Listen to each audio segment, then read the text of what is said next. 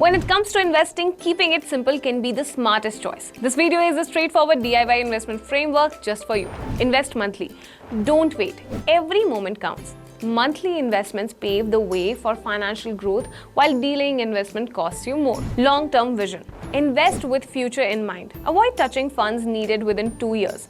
Let your money work for you in the long run. Calculate surplus. Identify your surplus income by deducting annual expenses from your savings. Invest the surplus regularly. Asset allocation. Follow this rule for your investment distribution. For instance, if you're 30, invest 80% in equity and 20% in bonds.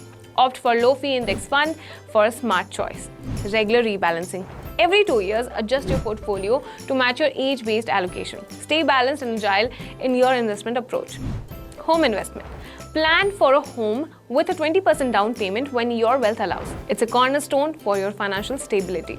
Stay disciplined. Ignore market hype and media noise. Stick to your plan. Discipline is your secret weapon against financial chaos. And there you have it, your simple and effective DIY investment strategy. Remember, while it's a great starting point, consider your personal goals and risk tolerance for a tailor-made approach to financial success. Happy investing!